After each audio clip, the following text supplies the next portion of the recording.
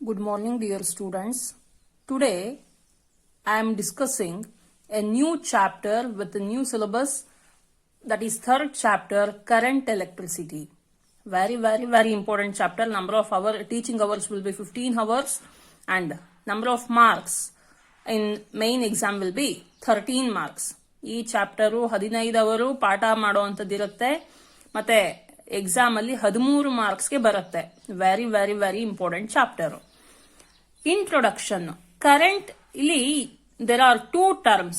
One is current and another one is electricity. ಇಲ್ಲಿ current electricity ಅಂದ್ರೆ ಏನು, introduction part ಅಲ್ಲಿ ನಾನು ಕರೆಂಟ್ ಎಲೆಕ್ಟ್ರಿಸಿಟಿ ಅಂದ್ರೆ ಮಾತ್ರ ಇಲ್ಲಿ ಡೆಫಿನೇಷನ್ ಬರ್ತೀನಿ. ಅದಕ್ಕಿಂತ ಮುಂಚೆ ನಿಮ್ಗೆ ಫಸ್ಟ್ ಚಾಪ್ಟರ್ ಅಲ್ಲಿ ಮೀನ್ಸ್ ಎಲೆಕ್ಟ್ರೋಸ್ಟಾಟಿಕ್ಸ್ ಅಂತ ಏನ್ ಹೇಳ್ತೀವಿ, electric charges and fields and electric potential and capacitance ಅಂತ ಫಸ್ಟ್ 2 ಚಾಪ್ಟರ್ಸ್ ಏನಿದೆ, that comes under electrostatics branch ಅಂತ ಹೇಳ್ತೀವಿ. ಎಲೆಕ್ಟ್ರೋಸ್ಟಾಟಿಕ್ಸ್ ಅಂತ ಹೇಳಿದ್ರೆ ಏನು, it's a branch of physics which deals with the charges at rest ಅಥವಾ ಸ್ಟಾಟಿಕ್ ಚಾರ್ಜಸ್ ಅಂತ ಹೇಳ್ತೀವಿ. ಸ್ಟಾಟಿಕ್ ಚಾರ್ಜಸ್ ಅಥವಾ ಚಾರ್ಜಸ್ ಅಟ್ ರೆಸ್ಟ್ ಬಗ್ಗೆ ಓದ್ತೀವಿ. ಇಲ್ಲಿ ಕರೆಂಟ್ ಎಲೆಕ್ಟ್ರಿಸಿಟಿ ಅಥವಾ ಎಲೆಕ್ಟ್ರಿಕ್ ಕರೆಂಟ್ ಅಂತ ಒಂದು ಚಾಪ್ಟರ್, ಅಂದ್ರೆ ಕೆಲವು ಬುಕ್ಸ್ ಅಲ್ಲಿ ಅಂದ್ರೆ NCERT ಬುಕ್ ಅಲ್ಲಿ ಕರೆಂಟ್ ಎಲೆಕ್ಟ್ರಿಸಿಟಿ ಅಂತ ಇದೆ. ಅದೇ ಬೇರೆ CBSE ಬುಕ್ಸ್ ಅಲ್ಲಾದ್ರೆ ಈ ಚಾಪ್ಟರ್ ನ ಎಲೆಕ್ಟ್ರಿಕ್ ಕರೆಂಟ್ ಅಂತ ಬರುತ್ತೆ. ಕರೆಂಟ್ ಎಲೆಕ್ಟ್ರಿಸಿಟಿ ಅಂದ್ರೆ ಏನು ಹಾಗಿದ್ರೆ, it's a branch of physics which deals with the study of electric charges in motion. Charges motion ಅಲ್ಲಿ ಇರೋದನ್ನ ಸ್ಟಡಿ ಮಾಡೋದಕ್ಕೆ ಬರುವಂತ ಬ್ರಾಂಚ್ ನ ನಾವು ಕರೆಂಟ್ ಎಲೆಕ್ಟ್ರಿಸಿಟಿ ಅಂತ ಹೇಳ್ತೀವಿ. ಹಾಗಿದ್ರೆ ಅದರಲ್ಲಿ ಫಸ್ಟ್ ಟರ್ಮ್ ಬರುವಂತದ್ದೇನು, ಎಲೆಕ್ಟ್ರಿಕ್ ಕರೆಂಟ್. ಹಾಗಿದ್ರೆ ಕರೆಂಟ್ ಅಂದ್ರೆ ಏನು, it's a rate of flow of charges through A conductor of any cross section. Rate of flow of charges. Flow of charges is called current electricity. Rate. If time going on, the flow of charges will be vary. That is called electric current. Charges flow ಆತ ಹೋದಂಗೆಲ್ಲ time ಹೋದಂಗೆ ಅಲ್ಲಿ produce ಆಗುವಂತದ್ನ ನಾವು current ಅಂತ ಹೇಳ್ತೀವಿ. If Q is the charge which flows through a conductor of any cross section in time t is I equals Q by T.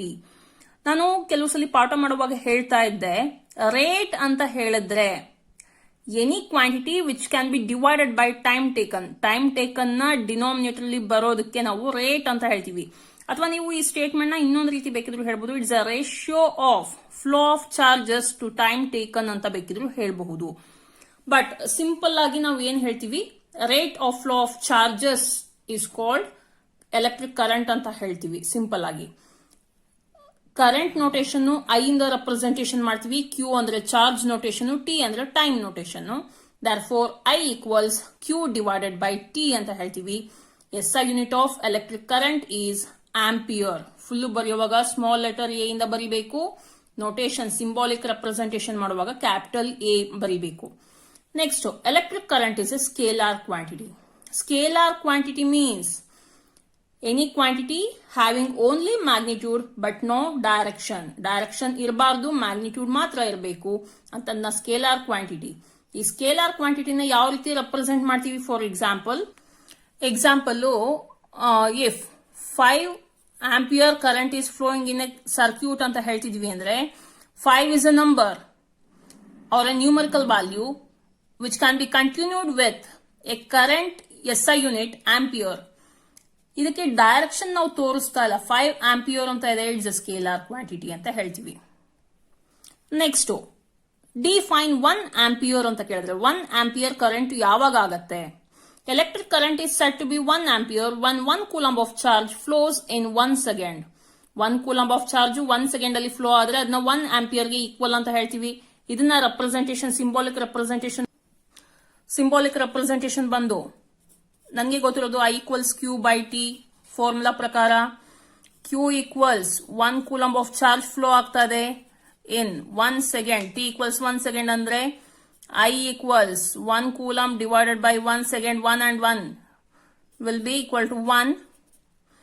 Coulomb by second will be equal to ampere. 1 ampere ಆಗತ್ತೆ. ಅದನ್ನ statement ಪ್ರಕಾರ ಹೇಗೆ ಹೇಳೋದು, electric current is said to be 1 ampere when 1 coulomb of charge flows in 1 second ಅಂತ ಹೇಳಬೇಕು.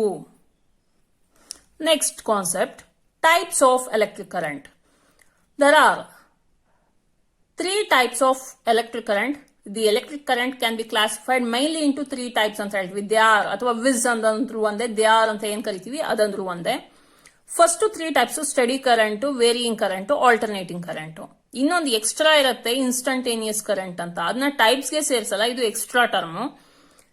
Study current means it's a flow of charges is uniform. If the flow of charges is uniform, then the current is called steady current. ಇಲ್ಲಿ ಹೇಗೆ flow of charges is uniform ಅಂತ ಹೇಳಿದ್ರೆ, ಇಲ್ಲಿ ಯಾವುದೋ ಒಂದು wire ಇದೆ, ಅದರಲ್ಲಿ ಕರೆಂಟ್ ಫ್ಲೋ ಆಗ್ತಾ ಇದೆ. ನೀವು ಮನೇಲಿ ಸ್ವಿಚ್ ಹಾಕ್ತಿದ್ದೀರಾ, ಸ್ವಿಚ್ ಆನ್ ಮಾಡಿದ ತಕ್ಷಣ ಬಲ್ಬೋ ಅಥವಾ ಫ್ಯಾನು ಏನೋ ರನ್ ಆಗ್ತಾ ಇದೆ ಅಂತ ಅನ್ಕೊಳ್ಳೋಣ. 1 ಸೆಕೆಂಡ್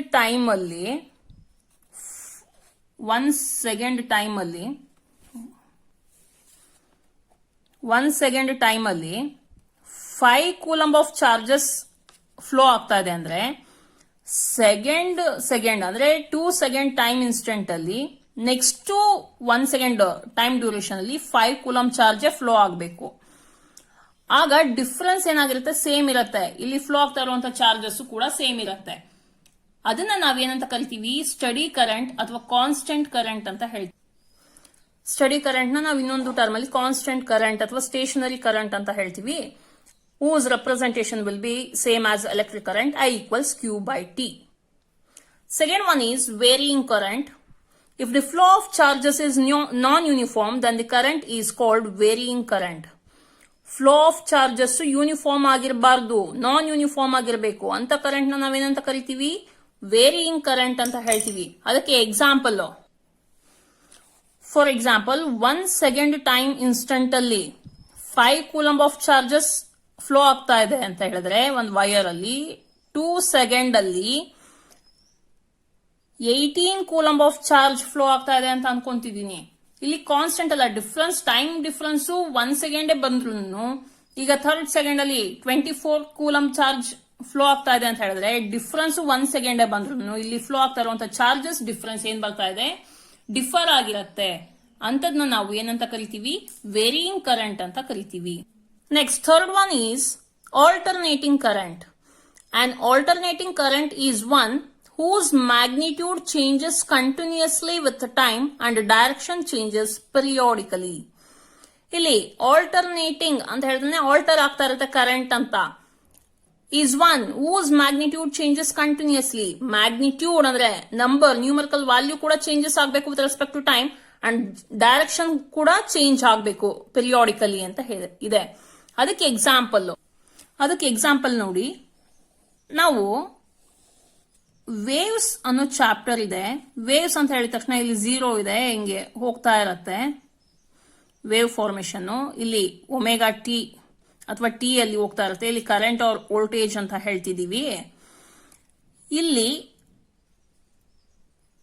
ಇಲ್ಲಿಗೆ 180 ಡಿಗ್ರಿ ಅಂದ್ರೆ ಪೈ ರೇಡಿಯನ್, ಇಲ್ಲಿಗೆ ಪೈ ಬೈ 2 ರೇಡಿಯನ್, ಇಲ್ಲಿಗೆ 3π/2, ಇಲ್ಲಿಗೆ π/4 ಆಗತ್ತೆ. ಸರಿನಾ? ಈಗ ಇಲ್ಲಿ 0 ಇಂದ ಸ್ಟಾರ್ಟ್ ಆಗ್ತಾ ಇದೆ ವೇವ್ ಅಂತ ಹೇಳಿದ್ರೆ, ಫಸ್ಟ್ ಅಪ್ ಸೈಡ್ ಇದೆ, ಕ್ರಸ್ಟ್ ಇದೆ ಅಂತ ಹೇಳಿದ್ರೆ ಪಾರ್ಟಿಕಲ್ ವೈಬ್ರೇಷನ್ಸ್ ಅಪ್ವರ್ಡ್ ಡೈರೆಕ್ಷನ್ ಅಲ್ಲಿ ಇರುತ್ತೆ. ಇದು ಮ್ಯಾಕ್ಸಿಮಮ್ ಆಂಪ್ಲಿಟ್ಯೂಡ್ ಇಲ್ಲಿ ಬಂದಿದೆ. ನೆಕ್ಸ್ಟ್ ಏನಾಗತ್ತೆ, ಡಿಕ್ರೀಸ್ ಆಗ್ತಾ ಇದೆ. ನೆಕ್ಸ್ಟ್ ಇಲ್ಲಿಗೆ ಬಂದಿದ ತಕ್ಷಣ 90 ಡಿಗ್ರಿಗೆ ಬಂದಿದ ತಕ್ಷಣ ಇನ್ opposite direction it can B move, ಈ ರೀತಿ ಮೂವ್ ಆಗ್ತಾ ಇರುತ್ತೆ. ಈಗ ಪಾರ್ಟಿಕಲ್ಸ್ ಕ್ಯಾನ್ ವೈಬ್ರೇಟ್ 0 ಇಂದ, ಇಲ್ಲಿ ಆಂಪ್ಲಿಟ್ಯೂಡ್ ಒಂದು 2 ಆಂಪಿಯರ್ ಇದೆ, ಇಲ್ಲಿ 3 ಆಂಪಿಯರ್ ಇದೆ, ಇಲ್ಲಿ 5 ಆಂಪಿಯರ್ ಇದೆ, ನೆಕ್ಸ್ಟ್ ಇಲ್ಲಿ 2.5 ಆಂಪಿಯರ್ ಇದೆ, ಇಲ್ಲಿ 1.2 ಆಂಪಿಯರ್ ಇದೆ, ನೆಕ್ಸ್ಟ್ ವಾಪಸ್ ಬರ್ತಾ ಇದೆ. ಇಫ್ ಡೈರೆಕ್ಷನ್ ಚೇಂಜ್ ಆಗ್ತಾ ಇದೆ ಪಿರಿಯಾಡಿಕಲಿ ಟೈಮ್ ಹೋದಂಗೆಲ್ಲ, ಅದೇ ಕರೆಂಟ್ ಕೂಡ ಅಥವಾ it's magnitude will also changes periodically. That is called alternating current. Next, instantaneous current ಅಂತ ಹೇಳ್ತೀವಿ. It's a current at a given instant of time. ಆ given instant of time ಅಲ್ಲಿ ಎಷ್ಟು ಕರೆಂಟ್ ಫ್ಲೋ ಆಗ್ತಾ ಇದೆ ಅಂತ ಕರೆಂಟ್ ನ ನಾವೇನಂತ ಕರಿತೀವಿ, ಇನ್ಸ್ಟಂಟೇನಿಯಸ್ ಕರೆಂಟ್ ಅಂತ ಹೇಳ್ತೀವಿ. ಇಲ್ಲಿ ಚಾರ್ಜಸ್ ಕೂಡ ವೇರಿಯೇಷನ್ ಆಗಿರುತ್ತೆ, ಅಂದ್ರೆ ಸ್ಮಾಲ್ ಇರುತ್ತೆ, ಟೈಮ್ ಕೂಡ ಸ್ಮಾಲ್ ಇರುತ್ತೆ. ಅಂತದ್ನ ನಾವೆಂತ ಕರಿತೀವಿ, ಇನ್ಸ್ಟಂಟೇನಿಯಸ್ ಕರೆಂಟ್ ಅಂತ ಹೇಳ್ತೀವಿ. If dq is a small amount of charge which flows through a conductor of any cross section in small interval of time, dt is given by I equals dq divided by dt. ಅಂದ್ರೆ ಇಲ್ಲಿ full charge with full time instant ಇರುತ್ತೆ, ಇಲ್ಲಿ small amount of charge ಮತ್ತೆ small instant of time interval ಇರುತ್ತೆ. ಆಗ ನಾವು current flow ಆಗೋದನ್ನ calculate ಮಾಡೋದನ್ನ ನಾವೆಂತ ಕರಿತೀವಿ, ಇನ್ಸ್ಟಂಟೇನಿಯಸ್ ಕರೆಂಟ್ ಅಂತ ಹೇಳ್ತೀವಿ. ಈಗ ಈ ಕರೆಂಟ್, ಎಲೆಕ್ಟ್ರಿಕ್ ಕರೆಂಟ್ ಟಾಪಿಕ್ ಮೇಲೆ ಪ್ರಾಬ್ಲಮ್ಸ್ ನೋಡೋಣ.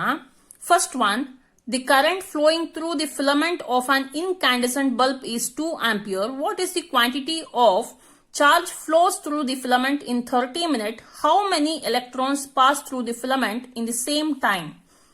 ಇಲ್ಲಿ ಕರೆಂಟ್ ಫ್ಲೋಯಿಂಗ್ ಆಗ್ತಾ ಇರೋದು ಫಿಲಮೆಂಟ್ ಆಫ್ ಇನ್ಕ್ಯಾಂಡೆಸೆಂಟ್ ಬಲ್ಬ್ ಅಲ್ಲಿ 2 ampere. Current is given 2 ampere ಅಂತ ಬರ್ಕೊಂತಾ ಇದ್ದೀನಿ. ವಾಟ್ ಕ್ವಾಂಟಿಟಿ ಆಫ್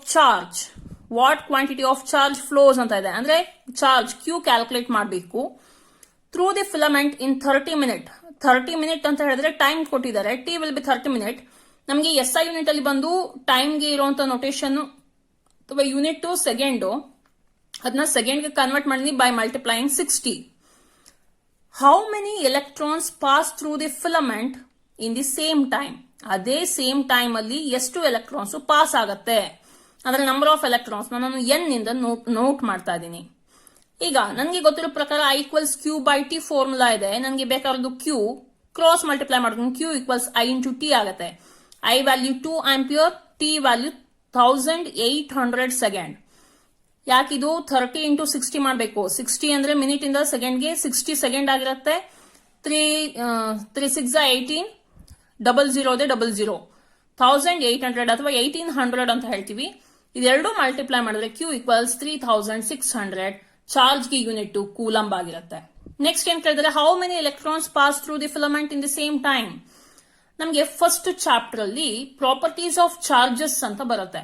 ಆ ಪ್ರಾಪರ್ಟೀಸ್ ಆಫ್ ಚಾರ್ಜಸ್ ಅಲ್ಲಿ ಚಾರ್ಜ್ ಈಸ್ ಕ್ವಾಂಟೈಸ್ಡ್ ಅಂತ ಬರುತ್ತೆ ಕಾನ್ಸೆಪ್ಟ್.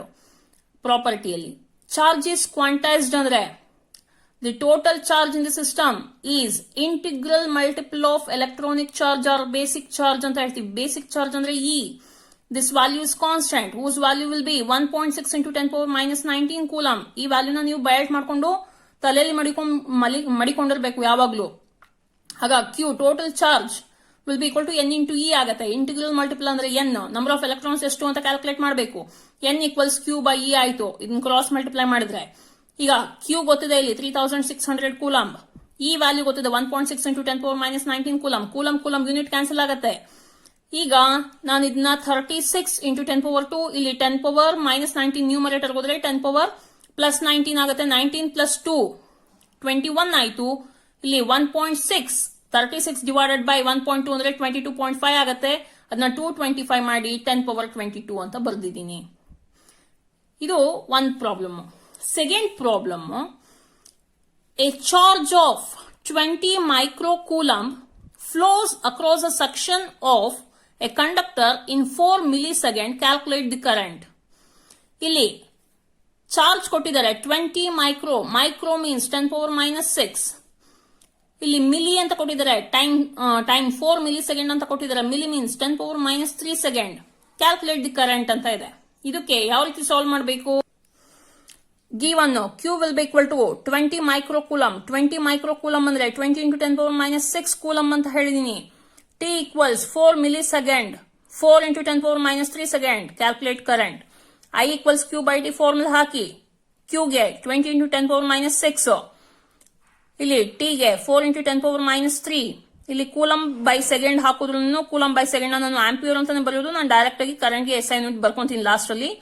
4 5s are 20. ಇಲ್ಲಿ 10⁻³ ಮೇಲೆ ಹೋದ್ರೆ 10⁻+3. If bases are same, we will add powers. ಈಗ 10⁻⁶, 10⁻+3, -6 + 3, -3, 10⁻³ ಆಯ್ತು. 10⁻³ ಆಂಪಿಯರ್ ನಾನು ಮಿಲಿ ಆಂಪಿಯರ್ ಅಂತ ಆದ್ರೂ ಬರೀಬಹುದು, ಇಲ್ಲ ಹಾಗೆ ರಿಟೈನ್ ಮಾಡ್ಕೊಬಹುದು. ಇಲ್ಲಿ 5 ರಿಮೈನಿಂಗ್ ಇದೆ. 5 into 10⁻³ ಆಯ್ತು current value in terms of ampere, or it can be written as 5 milli ampere ಅಂತ ಹೇಳ್ತೀವಿ.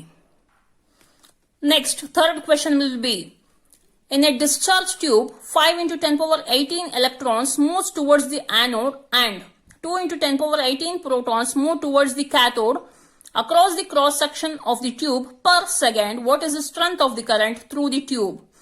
ಇದು ಸ್ವಲ್ಪ ಪ್ರಾಬ್ಲಮ್ ಡಿಫ್ರೆಂಟ್ ಆಗಿದೆ. ಒಂದು ಡಿಸ್ಚಾರ್ಜ್ ಟ್ಯೂಬ್ ಇದೆ. ಡಿಸ್ಚಾರ್ಜ್ ಟ್ಯೂಬ್ ಅಲ್ಲಿ ಆನೋಡು ಇರುತ್ತೆ, ಕ್ಯಾಥೋಡು ಇರುತ್ತೆ. Anode can attract negative charges and cathode can attract positive charges. ಇಲ್ಲಿ ಏನಾಗ್ತದೆ, ಡಿಸ್ಚಾರ್ಜ್ ಟ್ಯೂಬ್ ಅಲ್ಲಿ 5 into 10 power 18 ಎಲೆಕ್ಟ್ರಾನ್ಸ್ ಆನೋಡ್ ಕಡೆಗೆ ಮೂವ್ ಆಗ್ತಾ ಇದೆ. 2 into 10 power 18 ಪ್ರೋಟಾನ್ಸ್ ಕ್ಯಾಥೋಡ್ ಕಡೆಗೆ ಮೂವ್ ಆಗ್ತದೆ. ಅದು ಎಷ್ಟು ಸೆಕೆಂಡ್ ಅಲ್ಲಿ? 1 ಸೆಕೆಂಡ್ ಅಲ್ಲಿ. Time will be 1 second. ಹಾಗಿದ್ರೆ total strength of the current ಆ ಡಿಸ್ಚಾರ್ಜ್ ಟ್ಯೂಬ್ ಅಲ್ಲಿ ಎಷ್ಟು ಅಂತ. ಈಗ ನನಗೆ ಕರೆಂಟ್ ಥ್ರೂ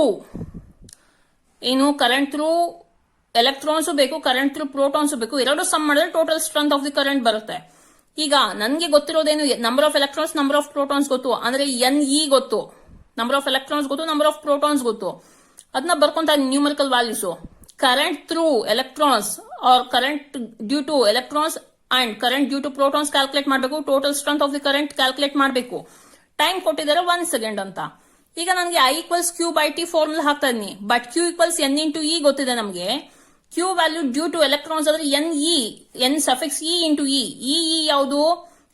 ಬೇಸಿಕ್ ಚಾರ್ಜ್ ಅಥವಾ fundamental charge or electronic charge whose value will be 1.6 into 10 power minus 19 coulomb ಅಂತ ಹೇಳ್ತೀವಿ, ಡಿವೈಡೆಡ್ ಬೈ T. ಅದೇ ರೀತಿ ಪ್ರೋಟಾನ್ಗೆ ಇಲ್ಲಿ NP into E divided by T ಅಂತ ಹಾಕ್ತೀನಿ. ಎರಡು ಆಡ್ ಮಾಡ್ತಿದ್ದೀನಿ. ಆಗ ಇಲ್ಲಿ ಡಿನಾಮಿನೇಟರ್ ಅಲ್ಲಿರೋ T, ಇಲ್ಲಿ ನ್ಯೂಮರೇಟರ್ ಅಲ್ಲಿರೋ E ಕಾಮನ್ ಬರುತ್ತೆ. ಕಾಮನ್ ತೆಗಿತೀನಿ. ಆಗ ಏನ್ ಬರುತ್ತೆ? I equals NE plus NP E divided by T ಅಂತ ಬರುತ್ತೆ. ಇನ್ ಮಿಕ್ರೋ ವ್ಯಾಲ್ಯೂಸ್ ಇಲ್ಲಿ ಸಬ್ಸ್ಟಿಟ್ಯೂಟ್ ಮಾಡ್ತಾ ಇದೀನಿ. ಇದು 2ರಿಂದ 10 power 18 ಕಾಮನ್ ಇದೆ. 10 power 18 ಕಾಮನ್ ತೆಗ್ತೀನಿ. 5 plus 2 7 ಆಯ್ತು. ಇಲ್ಲಿ 1.6 into 10 power minus 19 ಹಾಗೆ ಇದೆ, ಡಿವೈಡೆಡ್ ಬೈ 1. ಇಲ್ಲಿ any quantity divided by 1 will B same quantity ಅಂತ ಆಗುತ್ತೆ. 7 into 1.6 ಅಂದ್ರೆ 11.2 ಅಂತ ಆಯ್ತು. ಬೇಸಸ್ ಸೇಮ್ ಇದೆ. ಪವರ್ಸ್ ನ ಆಡ್ ಮಾಡಿದ್ರೆ ಇಲ್ಲಿ 10 power minus 19, 10 power plus 18, minus 19 plus 18 minus 1 ಆಯ್ತು. ನಾನೀಗ ಏನ್ ಮಾಡ್ತಾ ಇದೀನಿ, ಇಲ್ಲಿ 10 power minus 1 ಅಂದ್ರೆ ಈ ವ್ಯಾಲ್ಯೂನ ಡಿವೈಡೆಡ್ ಬೈ 10 ಮಾಡ್ಬೇಕಾಗತ್ತೆ. ಆಗ 1 ಪಾಯಿಂಟ್ ಈ ಕಡೆ ಶಿಫ್ಟ್ ಆಗುತ್ತೆ ಟುವರ್ಡ್ಸ್ ಯುವರ್ ಲೆಫ್ಟ್. ಹಾಗಾಗಿ I equals 1.12 ಆಂಪಿಯರ್ ಅಂತ ಆಗುತ್ತೆ. Next concept will be current carriers or it's also known as charge carriers ಅಂತ ಹೇಳ್ತೀವಿ. ಕರೆಂಟ್ ಕ್ಯಾರಿಯರ್ಸ್ ಅಂದ್ರೆ ಏನು? The charged particles whose flow in a given direction constitute electric current are called current carriers or charge carriers. Charged particles, either it can be ion or positively charged particle or negatively charged particle whose flow in a given direction constitute electric current. Current ಅಂದ್ರೆ ಮಾಮೂಲಿ ಯಾವ direction ಬೇಕಾದ್ರೂ ಹೋಗಬಹುದು. It is a scalar quantity. It has only magnitude and represented with its unit ಅಂತ ಹೇಳ್ತಾ ಇದ್ವಿ. It's a scalar ಅಂತ, but no direction ಅಂತ. ಇಲ್ಲಿ ಏನಾಗತ್ತೆ, ಚಾರ್ಜೆಡ್ ಪಾರ್ಟಿಕಲ್ ಗಿವನ್ ಡೈರೆಕ್ಷನ್ ಅಲ್ಲಿ ಕಾನ್ಸ್ಟಿಟ್ಯೂಟ್ ಆಗಬೇಕು ಕರೆಂಟ್. ಅಂತದ್ನ ನಾವೇನಂತ ಕರಿತೀವಿ? Charge carriers or current carriers ಅಂತ ಕರಿತೀವಿ. ಇಲ್ಲಿ 4 ಡಿಫ್ರೆಂಟ್ ಪಾಯಿಂಟ್ಸ್ ಅಂದ್ರೆ ಬೇರೆ ಬೇರೆ ಅದ್ರಲ್ಲಿ ಹೇಗೆ ಕರೆಂಟ್ ಯಾವ್ದಾವ್ದ್ರಲ್ಲಿ ಫ್ಲೋ ಆಗತ್ತೆ ಅಂತ. ಮೆಟಲ್ಸ್ ಅಲ್ಲಿ ಆದ್ರೆ free electrons R charge carriers ಅಂತ ಹೇಳ್ತೀವಿ. ಕರೆಂಟ್ ಪ್ರೊಡ್ಯೂಸ್ ಮಾಡೋದಕ್ಕೆ ಮೆಟಲ್ಸ್ ಅಲ್ಲಿ ಫ್ರೀ ಎಲೆಕ್ಟ್ರಾನ್ಸ್ ಅಂತ ಹೇಳ್ತೀವಿ. Free electrons R charge carriers. ಇಲ್ಲಿ ಫ್ರೀ ಎಲೆಕ್ಟ್ರಾನ್ಸ್ ಯಾಕೆ ಬರುತ್ತೆ? ಒಂದು ಆಟಮ್ ಅಂತ ಹೇಳಿದಾಗ ಒಂದು ಮೆಟಲ್ ಇದೆ, ಆಟಮ್ ಅಂತ ಹೇಳಿದ ತಕ್ಷಣ ಅಲ್ಲಿ ನ್ಯೂಕ್ಲಿಯಸ್ ಇರುತ್ತೆ.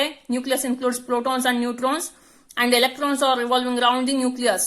ಇಲ್ಲಿ ಅಷ್ಟು ಸ್ಟೇಷನರಿ, ಎಲ್ಲಾ ಎಲೆಕ್ಟ್ರಾನ್ಸ್ ಸ್ಟೇಷನರಿ ಎಲೆಕ್ಟ್ರಾನ್ಸ್ ಅಥವಾ ಸ್ಟೇಬಲ್ ಎಲೆಕ್ಟ್ರಾನ್ಸ್ ಆಗಿದ್ರೆ there is no free electron. ಆಗ ಕರೆಂಟ್ ಫ್ಲೋ ಆಗಲ್ಲ. ನಾವೇನಾದ್ರೂ ಅಲ್ಲಿ ಫ್ರೀ ಎಲೆಕ್ಟ್ರಾನ್ ಇದೆ ಅಂತ ಹೇಳಿದ ತಕ್ಷಣ ಟೆಂಪರೇಚರ್ ಇನ್ಕ್ರೀಸ್ ಆದ್ರೆ number of free electrons will also increase. Therefore free electrons can move from one point to another point through metal. then it carry charges and it produce current ಅಂತ ಹೇಳ್ತೀವಿ. ಹಾಗಾಗಿ metals ಅಲ್ಲಿ free electrons R charge carriers. Next, in electrolytic conductors both positive and negative ions R charge carriers ಅಂತ ಹೇಳ್ತೀವಿ. ಇಲ್ಲಿ electrolytic conductors ಅಂತ ಹೇಳಿದ್ರೆ ಇಲ್ಲಿ ಒಂದು ಬೀಕರ್ ತಗೊಂಡಿದ್ದೀನಿ.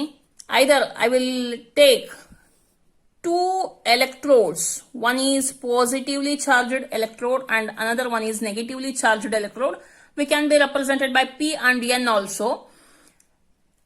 We have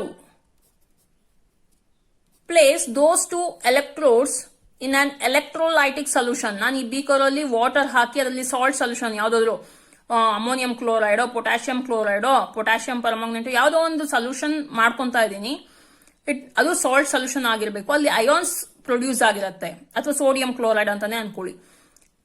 ಇಲ್ಲಿ ಎರಡರಲ್ಲೂ ಇಲ್ಲಿ ಏನಾಗ್ತಾ ಇರುತ್ತೆ, ಇದು ಪಾಸಿಟಿವ್ಲಿ ಚಾರ್ಜ್ಡ್ ಎಲೆಕ್ಟ್ರೋಡ್, ಇದು ನೆಗೆಟಿವ್ಲಿ ಚಾರ್ಜ್ಡ್ ಎಲೆಕ್ಟ್ರೋಡ್ ಅಂತ ಹೇಳಿದ್ರೆ negatively charged electrode can attract positively charged ions in the solution ಅಂತ ಹೇಳ್ತೀವಿ. ಆಗ ಈ ಕಡೆಗೆ ಪಾಸಿಟಿವ್ಲಿ ಚಾರ್ಜ್ಡ್ ಅಯಾನ್ಸ್ ಬರುತ್ತೆ, ಈ ಕಡೆಗೆ ನೆಗೆಟಿವ್ಲಿ ಚಾರ್ಜ್ಡ್ ಎಲೆಕ್ಟ್ರಾನ್ಸ್ ಫ್ಲೋ ಆಗುತ್ತೆ. ಆಗ ಪ್ರೊಡ್ಯೂಸ್ ಆಗುವಂತ ಕರೆಂಟ್ ನ ನಾವೇನಂತ ಕರಿತೀವಿ, ಅಲ್ಲಿ ಪ್ರೊಡ್ಯೂಸ್ ಆಗುತ್ತೆ ಕರೆಂಟು, ಅದು due to both positive and negatively charged ions ಅಂತ ಹೇಳ್ತೀವಿ. Those are that is charge carriers, those are called charge carriers or current carriers in electrolytic conductors. In gases, positive ions and electrons are charge carriers. Gases allu aste positively charged ions ಮತ್ತೆ electrons charge carriers ಅಥವಾ current carriers ಅಂತ ಹೇಳ್ತೀವಿ. Semiconductors ಅಲ್ಲಿ both electrons and holes are charge carriers. ಇಲ್ಲಿ semiconductors ಅಲ್ಲಿ band theory ಅಂತ ಓದ್ತಿರೋ ಅಲ್ವಾ, ಅಲ್ಲಿ ಏನಾಗುತ್ತೆ, valence electrons can move from valence band to conduction band and conduction band to valence band with producing some holes or a gap in the valence band. That gap is called hole ಅಂತ ಹೇಳ್ತೀವಿ. ಅದನ್ನ ನಾವು semiconductors ಅಲ್ಲಿ ಹೇಳ್ತೀವಿ. ಅಲ್ಲಿ electrons ಮತ್ತೆ holes ಎರಡು charge carriers ಅಥವಾ ಕರೆಂಟ್ ಕ್ಯಾರಿಯರ್ಸ್ ಆಗಿ ಆಕ್ಟ್ ಮಾಡುತ್ತೆ. Next conventional current. ಕನ್ವೆನ್ಷನ್, ಇಲ್ಲಿ ಕನ್ವೆನ್ಷನ್ ಅಂದ್ರೆ ದಿಕ್ಕು ತೋರಿಸುತ್ತೆ. Convention in the form of direction the current will produce ಅಂತ ಹೇಳ್ತೀವಲ್ವಾ, ಆ ರೀತಿ ಇಲ್ಲಿ by convention the direction of flow of positive charge gives the direction of current. This current is called conventional current. ನಾವು ಯಾವ್ದ್ರಲ್ಲೇ ಆಗ್ಲಿ direction of flow of positive ಚಾರ್ಜ್ಗೆ ಒಂದು ದಿಕ್ಕನ್ನ ಕೊಡ್ತೀವಿ, ಅದನ್ನ which gives the direction of current. This current is called conventional current. The direction of flow of electrons gives the direction of electronic current. The direction of electronic current is opposite to the direction of conventional current. ಅಂದ್ರೆ positive charges current ನ flow produce ಮಾಡುತ್ತೆ, negative charges current ನ produce ಮಾಡುತ್ತೆ. Negative charges produce ಮಾಡುವಂತ current direction ನಾವು electronic current ಅಂತ ಕರಿತೀವಿ. Positive charges produce ಮಾಡುವಂತ ಕರೆಂಟ್ ಡೈರೆಕ್ಷನ್ ನಾವು ಕನ್ವೆನ್ಷನಲ್ ಕರೆಂಟ್ ಅಂತ ಕರಿತೀವಿ. These two currents are in opposite direction. The direction of conventional current is indicated using arrows in a circuit from positive terminal of a cell to negative terminal of a cell. ಇದನ್ನ ಹೇಳ್ತೀನಿ ನೋಡಿ. ಈಗ ನಾನು ಯಾವುದೋ ಒಂದು ಇದನ್ನ ತಗೊಂಡಿದ್ದೀನಿ, either it can be a resistor or a capacitor, ಯಾವ್ದಾದ್ರು ಆಗಿರಬಹುದು. ನಾನು ಇದು ರೆಸಿಸ್ಟರ್ ಅಂತಾನೆ ತಗೊಳ್ತಾ ಇದ್ದೀನಿ. ಇದಕ್ಕೆ ನಾನು ಬ್ಯಾಟರಿ ಕನೆಕ್ಟ್ ಮಾಡ್ತೀನಿ. Either one end of the resistor end will be connected to positive of a battery and another end will be connected to negative of a battery. ಇದು ರೆಸಿಸ್ಟರ್ ಅಂತ ಹೇಳಿದ್ರೆ ಪಾಸಿಟಿವ್ ಟರ್ಮಿನಲ್ ಕಡೆಯಿಂದ arrows ತೋರಿಸ್ತೀವಿ ನಾವು ಯಾವಾಗ್ಲೂ current direction towards negative direction. Negative end of a ಬ್ಯಾಟರಿಗೆ arrow end ಆಗ್ತಾ ಇದೆ ಅಂತ. ಈ ಡೈರೆಕ್ಷನ್ ಆಫ್ ಎ ಕರೆಂಟ್ ನಾನು first electric current is a scalar quantity, it has no direction ಅಂತ ಹೇಳಿನಿ. ಬಟ್ ಇಲ್ಲಿ ಏನಾಗುತ್ತೆ, ನಾನು ಡೈರೆಕ್ಷನ್ ತೋರಿಸ್ತೀನಿ. This arrow indicates the direction of current. Which type of current? It's a conventional current because positive terminal of a battery can flow the positive charges. The positive charges direction will give the direction of conventional current ಅಂತ ಹೇಳ್ತೀವಿ. ಈ ಆರೋ ಯಾವಾಗ್ಲೂ conventional current direction ಆಗಿರುತ್ತೆ. ಇಲ್ಲಿ negative terminal produce ಆಗುವಂತ current electronic current ಯಾವಾಗ್ಲೂ direction ತೋರಿಸಲ್ಲ. Conventional current direction ತೋರಿಸ್ತೀವಿ. ಸ್ಟಾರ್ಟ್ ಆಗ್ತಿರೋದು ಪಾಸಿಟಿವ್ ಟರ್ಮಿನಲ್ ಆಫ್ ಎ ಬ್ಯಾಟರಿಯಿಂದ ಎಂಡ್ ಆಗ್ತಿರೋದು ನೆಗೆಟಿವ್ ಟರ್ಮಿನಲ್ ಆಫ್ ಎ ಬ್ಯಾಟರಿಗೆ. ಅದನ್ನ ನಾವು ನೆನ್ಪಿಟ್ಕೊಬೇಕು. ನೀವು ಯಾವುದೇ ಸರ್ಕ್ಯೂಟ್ ತಗೊಂಡ್ರು ಪಾಸಿಟಿವ್ ಟರ್ಮಿನಲ್ ಆಫ್ ಎ ಬ್ಯಾಟರಿಯಿಂದ ಆರೋ ತೋರಿಸಬೇಕು. ಕರೆಂಟ್ ಡೆನ್ಸಿಟಿ ಅಂತ ಇದೆ ಇಲ್ಲಿ. ಕರೆಂಟ್ ಡೆನ್ಸಿಟಿನ ರೆಪ್ರೆಸೆಂಟೇಷನ್ ಮಾಡ್ತಾ ಇರೋದು ಜೆ ಕ್ಯಾಪಿಟಲ್ ಜೆ ಮೇಲ್ಗಡೆ ಆರೋ ಹಾಕ್ತಾ ಇದೀವಿ. ಆರೋ ಇದ್ದರೆ ವೆಕ್ಟಾರ್ ಅಂತ, ಇಟ್ಸ್ ಅ ವೆಕ್ಟಾರ್ ಕ್ವಾಂಟಿಟಿ ಅಂತ. ನಾನು ಫಸ್ಟ್ ಇಲ್ಲಿ ಜೆ ಅಂತ ಹೇಳಿದ ತಕ್ಷಣ ವೆಕ್ಟಾರ್ ಹಾಕಿದೀನಿ ಅಂತ, ಇಟ್ಸ್ ಅ ವೆಕ್ಟಾರ್ ಕ್ವಾಂಟಿಟಿ ಅಂತ ಬರೆದ್ಬಿಡೋದಲ್ಲ, ಅದಕ್ಕೆ ಹೇಳ್ತೀವಿ ನಾವು. What is mean by current density ಅಂತ ಕೇಳಿದ್ರೆ, it is defined as current per unit area normal to the direction of current. Current per unit area which is normal to the direction of current ಗೆ current divided by area ನಾನು ಏನಂತ ಕರಿತಿದ್ದೀನಿ, current density ಅಂತ ಕರಿತಾ ಇದ್ದೀನಿ. ಆಗ ಇಲ್ಲಿ J equals I divided by A ಅಂತ ಹೇಳ್ತೀವಿ. ಕರೆಂಟ್ ಗೆ ಆಂಪಿಯರ್ ಯೂನಿಟ್, ಏರಿಯಾಗೆ metre square unit, metre square denominator ಇಂದ ನ್ಯೂಮರೇಟರ್ ಹೋದ್ರೆ per meter square ಆಗುತ್ತೆ. SI unit of current density will be ampere per meter square. It's a vector quantity. Its direction is same as that of the current. ಇಲ್ಲಿ direction is same as that of the current. Vector quantity ಅಂತ ಹೇಳ್ತೀವಿ current density ನ. Same as that of the current. ಅಲ್ಲಿ ನಾವು ಹೇಳಿರೋದು current is a scalar quantity ಅಂತ. But ಇಲ್ಲಿ ಯಾವ ಡೈರೆಕ್ಷನ್ ಹೇಳ್ತಾ ಇರೋದು conventional current direction. The direction of conventional current ಯಾವ ಡೈರೆಕ್ಷನ್ ಇರುತ್ತೆ ಕರೆಂಟ್ ಅಲ್ಲಿ, ಆ ಡೈರೆಕ್ಷನ್ ಅಲ್ಲಿ ಕರೆಂಟ್ ಡೆನ್ಸಿಟಿ ಡೈರೆಕ್ಷನ್ ಇರುತ್ತೆ ಅಂತ. ನೆಕ್ಸ್ಟ್ ಈ ಕಾನ್ಸೆಪ್ಟ್ ಮೇಲೆ ಎರಡು ಪ್ರಾಬ್ಲಮ್ ನೋಡೋಣ. ಕರೆಂಟ್ ಡೆನ್ಸಿಟಿ ಮೇಲೆ, A 5 millimeter square copper wire has a current of 5 milliampere flowing through it. Determine current density. 5 millimeter square, metre square unit ಯಾವುದಕ್ಕೆ, ಏರಿಯಾಗೆ. Area of cross section 5 millimeter square ಇದೆ. Millimetre ಇಂದ ಮೀಟರ್ಗೆ convert ಮಾಡಬೇಕು ಅಂದ್ರೆ ಇಲ್ಲಿ ತೋರಿಸ್ತೀನಿ ನೋಡಿ. ಮಿಲಿಮೀಟರ್ ಅಂದ್ರೆ 10⁻³ ಮೀಟರ್. ಇಲ್ಲಿರೋದು ಮಿಲಿಮೀಟರ್ ಸ್ಕ್ವೇರು. ಇಲ್ಲಿ ಮಿಲಿಮೀಟರ್ ಸ್ಕ್ವೇರ್ ಅಂದ್ರೆ ಮಿಲಿ ಬೇರೆ ಮೀಟರ್ ಸ್ಕ್ವೇರ್ ಬೇರೆ ಇರಲ್ಲ, ಎರಡೂ ಒಂದೇ. 10⁻³ metre whole square. 10⁻³ whole square ಅಂದ್ರೆ 10 ಪವರ್ ಮೈನಸ್ ಹಾಗೆ ಇರುತ್ತೆ, 3 2s 6 ಮೀಟರ್ ಸ್ಕ್ವೇರ್. ಮಿಲಿಮೀಟರ್ ಸ್ಕ್ವೇರ್ಗೆ 10⁻⁶ ಮೀಟರ್ ಸ್ಕ್ವೇರ್ ಆಯ್ತು. ಈಗ ನಾನು ಇದನ್ನ ಇಲ್ಲಿ ಬರ್ಕೊಂಡಿದ್ದೀನಿ. 5 ಹಾಗೆ ಇರುತ್ತೆ numerical value into 10⁻⁶ meter square ಅಂತ ಬರ್ಕೊಂಡಿದ್ದೀನಿ. ಕರೆಂಟ್ ಕೊಟ್ಟಿದ್ದಾರೆ 5 ಮಿಲಿ ಆಂಪಿಯರ್ ಅಂತ. I equals 5 milli ampere. Milli means 10⁻³ ampere. Find current density. J equals I by A. I value ಇಲ್ಲಿ ಸಬ್ಸ್ಟಿಟ್ಯೂಟ್ ಮಾಡ್ತಾ ಇದೀನಿ. 5 into 10⁻³. A value 5 into 10⁻⁶. 5 cancel ಆಗುತ್ತೆ. 5 1s 1 ಉಳಿದಿರುತ್ತೆ. 10⁻⁶ ಮೇಲೆ ಹೋದ್ರೆ 10⁻+6 ಆಗುತ್ತೆ. Bases are same, we will add powers. 10⁻⁶ ಇರೋದು ಅಲ್ಲ, 10⁻+6 ಇರೋದು ಮತ್ತೆ 10⁻³ ಇರೋದು ಆಡ್ ಮಾಡಿ. +6 -3 ಆಗುತ್ತೆ. 1 into 10⁻+3. 10⁻+3 ಮೀನ್ಸ್ 1000 ಅಂತ meaning. 1000 ampere per metre square ಅಂತ ಆದ್ರೂ ಬರೀಬಹುದು, ಅಥವಾ 1 into 10⁻³ ampere per metre square ಅಂತ ಆದ್ರೂ ಬರೀಬಹುದು. Next second question. Determine the current density if 50 amperes of current flows through the battery in an area of 10 meters square.